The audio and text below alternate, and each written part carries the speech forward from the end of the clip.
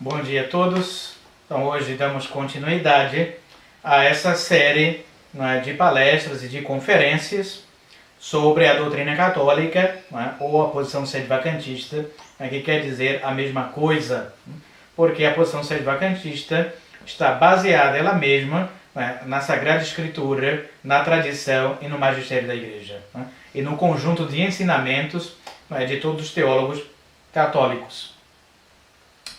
Recapitulando, na conferência passada, vimos que esses princípios fundamentais que devem nortear o nosso combate são importantíssimos, se não quisermos, depois no futuro, cair nas garras do lobo modernista, assim como caíram Campos, a Diocese de Dom Antônio de Castro Maia, a Fraternidade Sacerdotal São Pio X, e todos esses outros institutos dito Ecclesia Dei. Então temos que ter em mente que isso que nós vemos nas nossas paróquias, no Vaticano, no Concílio Vaticano II, ou nesse pós-concílio, tudo isso que nós vemos não é católico, não pertence à Igreja Católica, é uma falsidade. Porque se isso é católico, nós estamos indo contra a doutrina, o ensinamento, a disciplina, a moral e o magistério católico de sempre. Porque isso é um desenvolvimento. O modernismo seria um desenvolvimento homogêneo do catolicismo e não uma ruptura. Tanto é que já houve várias discussões, já houve várias discussões sobre esse tema da ruptura. O falso Papa Bento XVI criou essa ideia de linha de continuidade, hermenêutica de continuidade e não de ruptura com o catolicismo. E o que nós dizemos é que isso é uma ruptura porque mudou a essência do catolicismo e não somente algo acidental, como vimos. Não é somente uma questão de latim, dos paramentos que tiraram, da música sacra que deixou de tocar nas igrejas. Não é só isso. É uma mudança essencial. Tudo mudou. Deixou de ser católico para ser a religião do Vaticano II, a religião humanista, a religião do homem, que vai contra a religião de Deus, que é a religião católica. Vimos também que quem aceita então que o modernismo é católico, trava um combate contra a Igreja Católica. Vira um cismático, ou causa uma reação cismática. Então vemos que a reação que foi feita pelos tradicionalistas é uma reação cismática. Por quê? Porque eles combatem o Papa, combatem as disciplinas da Igreja, combatem a missa católica, entre aspas, a missa nova, etc. Se tudo isso é católico e combatemos isso, então somos cismáticos. Não obedecemos ao Papa e à Igreja, e a Cristo, sobretudo. Porque o Papa faz as vezes de Cristo, é o vigário de Cristo, faz as vezes de Cristo aqui na Terra. Então, um católico jamais pode ir contra o ensinamento do Papa e do seu magistério. Bem, agora então vamos dar a continuidade à segunda conferência, que quem segue essas falsas doutrinas, esses falsos ensinamentos dos tradicionalistas, comete pecado mortal. Quem vai contra o Papa, quem vai contra a Igreja, quem vai contra a moral católica, quem vai contra a disciplina católica, quem vai contra a liturgia católica, quem questiona isso, ou quem põe em xeque esses ensinamentos da verdadeira Igreja, vai para o inferno. Comete pecado mortal e vai para o inferno por causa dessa revolta contra o Papa e os bispos. Penso que é evidente, como o caso do protestantismo, do galicanismo, do jansenismo e de todas essas heresias aí. E, infelizmente, quem beira tudo isso é o tradicionalismo dito católico, que é encabeçado pela Fraternidade São Pio X e RR, tem esses posicionamentos aí. Então, a única razão válida ou possível para se ir contra tudo isso é se nós vermos e enxergarmos que tudo isso não é católico. Então, Essa reação contra o Papa, contra os bispos, contra a hierarquia, contra a doutrina, contra tudo, não é, que vem do Concílio Vaticano II, ou pós-Concílio Vaticano II, ou do modernismo, não é, nós só podemos ir contra isso se isso não é católico. Porque se isso é católico, pecamos gravemente. E esse é o princípio fundamental da nossa reação e do nosso combate contra o modernismo. Por que nós combatemos, não é, essa religião do Vaticano II, a religião Novus Ordo? Porque essa religião, entre aspas, é uma seita, não é católica. E tudo que tem aí é inválido. Por que nós criticamos a Jorge Mário Bergoglio, não é? Montini, Roncalli, Luciani, Wojtyla? Por que nós criticamos essa gente? Porque eles não são verdadeiros pastores. Eles não são legítimos pastores da Igreja Católica Apostólica Romana. São usurpadores. São falsos papas, né? Falsos romanos pontífices. Eles não são católicos. Eles não pertencem à Igreja Católica, uma vez que eles aderiram, aceitaram, ensinaram publicamente a heresia modernista, liberal e maçônica. Nós criticamos essa falsa igreja porque ela é uma nova religião. Assim como nós criticamos e condenamos, anatematizamos o protestantismo, o budismo, sei lá, qualquer outra seita dessa, qualquer outra falsa religião dessa daí. Por que nós colocamos o modernismo aí também, a religião conciliar, essa nova igreja? Porque é uma falsa igreja como as outras demais. Do mesmo jeito que criticamos o protestantismo, criticamos também a igreja nova, a igreja do Concílio Vaticano II. Porque ela é falsa. Ela não é mais, ela é católica, ela deixou de ser católica, ela se afastou da doutrina revelada de Nosso Senhor. E essa é a diferença nossa, né, da Fraternidade São Pio X, Resistência e essas outras comunidades. Né, porque a Fraternidade condena o modernismo, como eu disse anteriormente, né, citações severas do arcebispo Lefebvre contra o modernismo, e depois, né, estão juntos, né, querem um acordo, querem firmar um acordo, não é? Aceita a hierarquia modernista. Então como é que pode condenar o modernismo e ao mesmo tempo querer fazer um acordo com o modernismo? Então esse é um sinal de que eles não têm princípios fortes. E o primeiro a fazer isso foi Dom Marcel Lefebvre. Ele foi o primeiro a querer um acordo e uma reconciliação com o modernismo. Tanto é que ele foi o primeiro a assinar um acordo com o cardeal Ratzinger, na época do João Paulo II. Depois ele veio a se arrepender, mas tudo isso mostra que ele não tinha esses princípios, né, em mente. Não tinha, já no seu espírito, entendido, não é, essa situação da falsa igreja do Vaticano II. Então, se nós seguirmos ainda nessa linha, não é, vamos acabar caindo nas garras do modernismo, ou vamos um dia querer fazer um acordo prático com eles.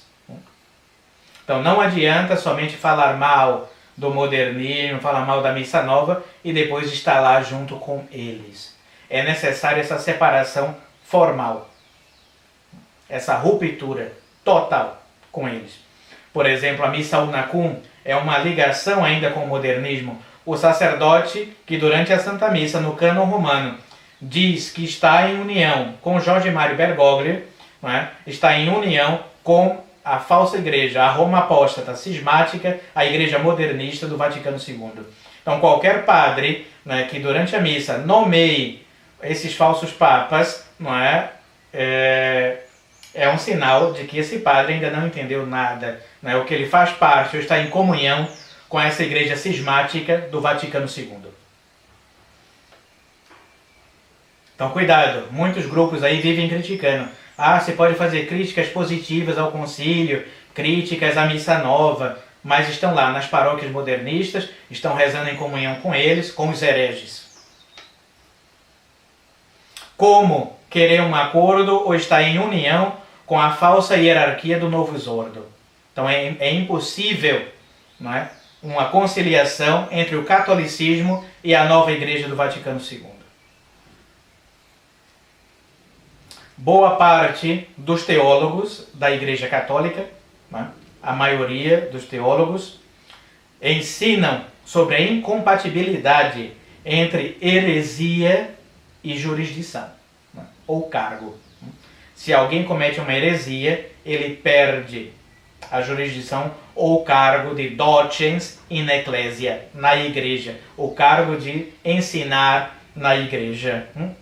Então é incompatível. Logo, se esses que estão lá, né, ocupando esses cargos importantes na igreja, cometem esse pecado de heresia pública, né, eles deixam de pertencer à Igreja Católica. Isso é o ensinamento comum dos teólogos católicos. É impossível ser católico e renunciar publicamente à fé católica. Então não tem como você ser católico e depois, ao mesmo tempo, publicamente, né, renunciar a essa mesma fé que você diz ter. É o que acontece no caso do modernismo. Bergoglio é um apóstata da fé católica. Todos esses falsos cardeais, falsos bispos, né, aí das dioceses, todos esses são apóstatas públicos da fé católica. Todos eles renunciaram ao catolicismo verdadeiro para aderirem à nova religião humanista do Vaticano II, a religião herética do Vaticano II. Então, ter sempre essa noção e esse princípio, incompatibilidade entre heresia e autoridade.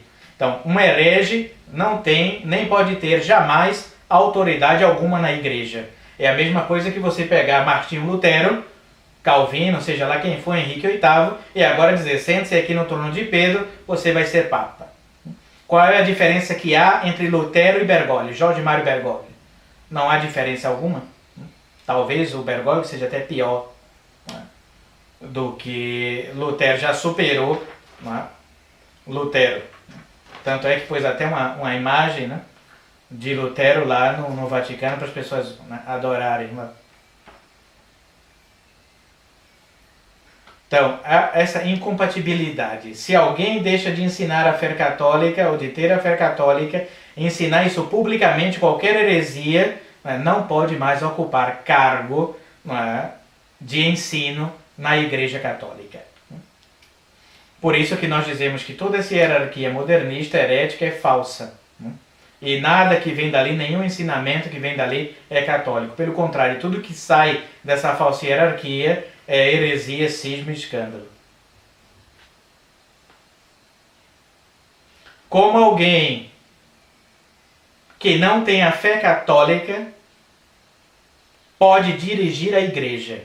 Então, como alguém que se diz que está à frente da igreja, que é a cabeça da igreja, que é o vigário de Cristo, o representante de Cristo na terra, né, está ali para dirigir os fiéis católicos, né, se ele não tem a fé católica?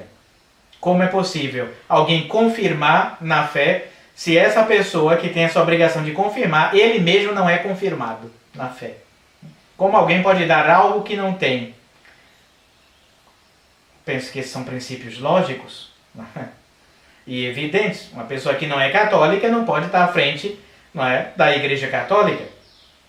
E isso é um ensinamento comum, não é, da Igreja.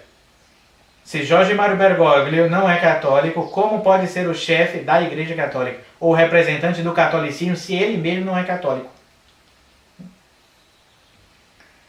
E nesses meios né, tradicionais, todo mundo sabe disso, né? Quando vai acabar a crise na igreja? Todo mundo responde de maneira unânime: quando houver um Papa católico.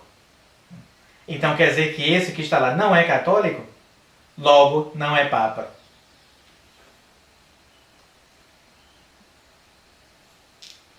Então, como pôr, né, uma resistência contra a hierarquia da igreja? Se essa gente, né, como diz um professor aqui, né, no Brasil, né, que um Papa herético, né, continua sendo Papa, né, e com jurisdição, né, mesmo que seja precária, foi um termo falso que ele inventou, né, como pode, né, um Romano Pontífice herético, né, e continuar à frente da Santa Igreja Católica Apostólica Romana? E como nós podemos criar toda uma resistência, contra essa hierarquia da igreja, se essa hierarquia permanece católica. Então, tudo isso, como eu disse, não é? Só se é possível, só se justifica uma resistência verdadeira, católica, não é? Antimodernista, antimaçônica, antiprogressista, se essa nova religião ela não é católica. E como eu disse, é por isso que nós combatemos, lutamos, ridicularizamos essa nova religião, porque ela não é católica. Isso deve estar bem claro. Nós não combatemos a hierarquia católica, não combatemos a Igreja Católica, não combatemos o Papa Católico. Combatemos a falsa igreja modernista e conciliar juntamente com sua falsa hierarquia, falso Papa, falsos cardeais, falsos bispos e falsos padres. E quem tiver ligados, né, a esse cisma de alguma forma. Como eu falei, basta nomear, não é, o nome desse falso Papa para estar em união com ele.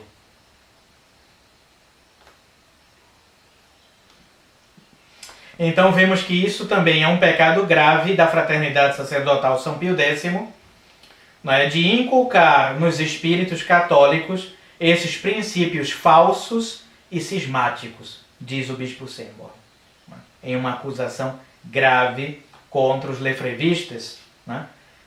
Pecado grave inculcar na mente e nos espíritos dos fiéis princípios falsos e cismáticos, onde as pessoas criam um espírito de revolta contra a igreja. Então, nesses meios tradicionais, é comum ver esse espírito de revolta ou algo do protestantismo, xingar o Papa, né, o falso Papa, entre aspas, né, denegri-lo, ridicularizar, difamar, caluniar, né, zombar dos bispos. Né. Então, isso não é católico jamais, salvo se eles não são, que é o caso, né, do Sede Vacantino. Como nós acreditamos que esses hereges, né, pelo pecado de heresia, né, deixaram de ser membros da igreja publicamente, né, então por isso que os ridicularizamos, porque eles não são mais católicos, são infiéis, são inimigos da igreja. Mas para a fraternidade não, se pode ridicularizar o Papa, os bispos, os padres, né, porque eles acreditam que de fato eles são a hierarquia católica. Então isso é um pecado grave, inculcar isso na mente dos fiéis. De fato que, se um dia houver uma restauração da igreja, todo mundo vai querer questionar, né, se um dia se restaurar o papado, né, a hierarquia católica, etc., todo mundo vai querer questionar os ensinamentos do Papa, questionar os ensinamentos dos bispos, será que ser católico ou não? Não é? Porque a fraternidade aprendeu a fazer isso. Tudo que Monsenhor Lefebvre diz que é católico, eles acreditam. Se Monsenhor Lefebvre diz que aquilo não é católico, então a gente diz que não é católico. Monsenhor Lefebvre passou a ser, não é, o magistério, né, da igreja. Né? Tudo que Monsenhor Lefebvre diz que é verdadeiro, nós seguimos. Se ele diz que esse ensinamento aqui do Papa é falso, a gente diz que é falso. Né? E assim, né, vira uma triagem criada pela Fraternidade São Pio X e não pela igreja. Não se pode formar de maneira alguma um espírito católico fundado em princípios cismáticos, né, e anticatólicos. Então jamais a fraternidade vai formar, né, um católico de fato, né, formar um espírito católico, imprimir um espírito católico nos seus fiéis. Por quê? Porque os princípios da fraternidade, São Pio X, são princípios cismáticos ou anticatólicos, né? Ou como vimos, galicanos, né? Ou jansenistas, seja lá o que for. Então, muito cuidado onde nós frequentamos, né? Porque acabamos, né, assumindo uma postura que não é uma postura de fato, né, católica. Pode ter missa tridentina, pode ter incenso, renda, liturgias, e templos, igrejas, etc. Porém, se os princípios não são católicos, não adianta. É como vemos aí, né? Campos e todas essas comunidades Ecclesia Dei, que só tem paramentos, rendas e tudo, porém não são católicos. E parece que a maioria, todos, estão infectados dessas falsas ideias. Todos. Né? Então acreditam que o Papa, né, pode ser um herege, né, e que todo mundo pode discordar dele, e ele continua sendo uma pessoa patética, herética, ridícula, não é? Mas continua sendo Papa. Aí vem todos aqueles mitos tribais, como diz o padre Checada, né? Que o Papa é igual a um pai bêbado, que a gente não pode obedecer, se manda fazer alguma coisa errada, não sei o que, todas aquelas maluquices, né? Que essa gente é católica, que tem algo de católico no Vaticano II, que a gente não pode desprezar, né, o modernismo por completo. Toda a gente está infectada desses falsos princípios, dessas falsas ideias. De que se pode ser católico modernista. E aí, é por isso que vem esse desejo de reconciliação com o modernismo, como eu falei anteriormente. É por isso que se faz acordo, né, se está em contato com essa gente, se vai para os banquetes em Roma, se faz peregrinações, né, ao Vaticano, a essas basílicas modernistas, sempre se está em contato ou se quer uma reconciliação com essa nova religião do Vaticano II. Por quê? Porque eles acreditam que essa nova religião é uma continuidade da Igreja Católica, que não há uma ruptura essencial com a Igreja Católica. E vimos que isso vem desde o tempo de Dom Lefebvre. Para fundar a Fraternidade Sacerdotal São Pio X, Monsieur Lefebvre foi lá na Suíça pedir autorização ao bispo diocesano para poder fazer um seminário, um bispo modernista, para poder fazer um seminário católico, que ele reconhecia a legitimidade, né, desses bispos modernistas. Assinou ele mesmo um acordo com o cardeal Ratzinger, entregando a fraternidade aos modernistas, mesmo que depois ele veio a titubear e foi contra isso, né? Mais uma vez prova que ele não tinha os princípios sólidos católicos, né? Queria uma reconciliação com a heresia, com tudo aquilo que ele condenava e anatematizava. E esse desejo profundo de comunhão com os hereges. No fundo é isso. Desejo de comunhão com os hereges. Se você não se afasta dessa hierarquia Novus Ordo, você sempre vai querer estar em contato com eles. Então, o cardeal Franzelin, cardeal teólogo importante, escreveu vários tratados de teologia, que inclusive nós temos um seminário, sobretudo teologia dogmática. Foi um principal teólogo também do Concílio Vaticano I, dos anos de 1870, já falava da Societas Fidei, Sociedade da Fé. Nada mais é do que a Igreja Católica, uma sociedade que professa a mesma fé.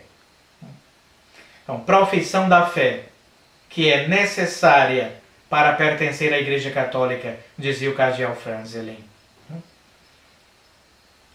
Para pertencer à Igreja Católica é necessário essa profissão pública de fé. De fato que quem não professa publicamente a fé católica, deixa de ser membro da Igreja Católica, deixa de fazer parte da Igreja Católica, deixa de ser um membro docens in ecclesia, ensinante na Igreja. Uma vez que perdemos publicamente a fé católica, diz o cardeal, perdemos esta relação estrita com Cristo, que é a cabeça da Igreja. Repetindo, uma vez que perdemos publicamente a fé católica, que é o caso do Bergoglio, Montini, Luciani, Wojtyla, Roncalli, são hereges públicos, e é por isso que aqui os denunciamos. Eles não são hereges privados ou ocultos, como querem ensinar aí a fraternidade, esses pseudos teólogos aí. Essa gente perdeu publicamente a fé. Logo deixaram de ter relação estrita com Cristo, que é a cabeça da Igreja. Isso é a citação do cardeal Franzelin, que participou então do Concílio Vaticano I. Então, o que é que nós podemos concluir de tudo isso? É que quem pertence, ou quem quer estar ligado de alguma forma a essa igreja modernista, e pós-conciliar, deixa também de ser católico. E é por isso, do nosso combate contra o modernismo. Esses são os princípios fundamentais que devem nortear o nosso combate. E é por isso que lutamos tanto e que preferimos nos separar das nossas paróquias, desses grupos ditos tradicionalistas, e para seguir a posição católica, para seguir a Sagrada Escritura, a tradição e o magistério, e a unanimidade dos teólogos contra esses ensinamentos falsos e heréticos. Porque não queremos perder a nossa fé de maneira pública. Não queremos aderir a um cisma prático, como é o caso dessas comunidades que nós citamos. Então, por isso, essa nossa reação violenta e firme. Porque o sedevacantismo é muito extremista, a gente deve adoçar um pouco, a gente deve conceder um pouco. Então, o sedevacantismo é uma posição certa. Vamos tratar também, durante essas conferências, dessa doutrina chamada opinionismo. Não é necessário ser sedevacantista, a gente pode ser tradicionalista, a gente pode estar em comunhão com os hereges, a gente pode rezar missa unacum, não importa, o que importa é falar mal do Vaticano II, falar mal da missa nova, mas não é necessário ser sedevacante, cada um pode ser o que quiser, isso chama-se opinionismo. Nós não somos opinionistas, nós somos católicos, apostólicos, romanos. Seguimos essa posição certa, que é a posição sedevacantista, atualmente. Todas essas outras posições que nós falamos aqui são erradas. São, no mínimo, cismáticas ou heréticas, no mínimo. E devemos ter esses princípios fortes e ser estritos, no melhor sentido da palavra. E porque senão vamos assim, afrouxando, vamos aderindo a isso e aquilo, vamos caindo, vamos ficando pelo meio do caminho. O católico ele deve ser firme, porque se ele for morno, será vomitado por Nosso Senhor. Então, vamos fazendo vídeos pequenos, de 15 a 20 minutos, 10 minutos, para que as pessoas possam ir acompanhando, porque se fazemos uma conferência de 1 hora, 2 horas, as pessoas já começam a dormir e não conseguem mais acompanhar. Então essas são as nossas conferências, digamos assim, mais de cunho doutrinal. Farei também uma série de conferências sobre a moral católica.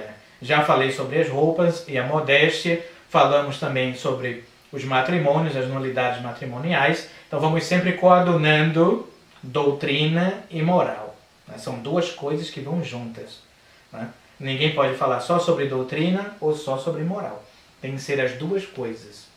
E normalmente quem peca em doutrina, peca também em moral, como é o caso dessas comunidades aí que nós vemos. Então, acompanhar a Igreja Católica é sempre a mesma. Sempre a mesma. Por isso que nós conseguimos identificar facilmente a falsa igreja da verdadeira Igreja Católica. Por sua santidade, por seu odor de santidade, pela sua indefectibilidade, pela sua veracidade, e em comparação com a falsidade, não somente do modernismo, mas das outras falsas igrejas. Então esses princípios devem nos nortear sempre, deve ser sempre a nossa regra. Falarei também depois sobre outros princípios e vamos seguindo mais essas conferências. Em nome do Padre, do Filho e do Espírito Santo.